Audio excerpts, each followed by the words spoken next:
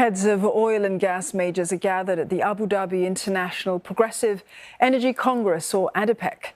There's much focus on the push for a multi-energy transition, as well as the essential role the fossil fuel industry would play to address the climate crisis. We spoke to Barbados Energy and Business Minister Cummins, who gave us details on the country's climate adaptation projects.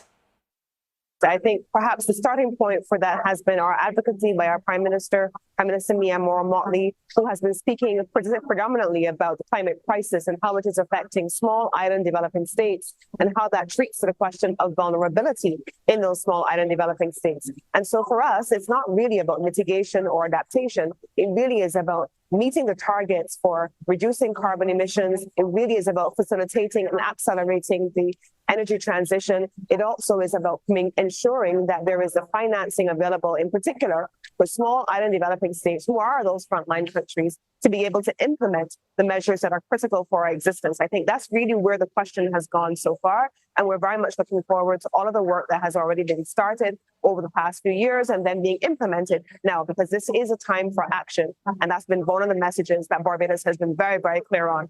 Time for promises has long passed. It's time for action. Barbados has an ambitious target to become the first 100 renewable energy, carbon neutral island nation by 2030. Now, how are plans towards that progressing? So that's absolutely the reality for Barbados. We did not set a 2035 or 2050 target. We set a 2030 target. And so in 2019, we made a decision as a country, because of that existential crisis that we spoke about earlier, to set aggressive and ambitious targets because it is about our survival. And so where we are now is that we have onboarded a significant amount of solar PV in our energy mix so far. We are in surplus of what we anticipated, and that's something that we're very proud of. However, that comes with a flip side.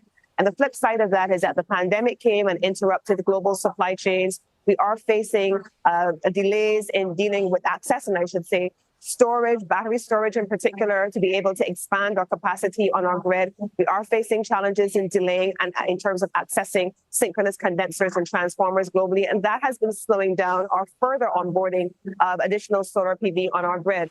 In addition to that, we are going to be pushing forward nonetheless with our energy mix, less intermittent sources in this instance. So we're now rolling out wind projects. We are going to be coming on board with some additional wind projects onshore. We are in the pilot phases of exploring what needs to be done in offshore wind as well, and establishing what needs to be done in our case, because it's ultra deep waters.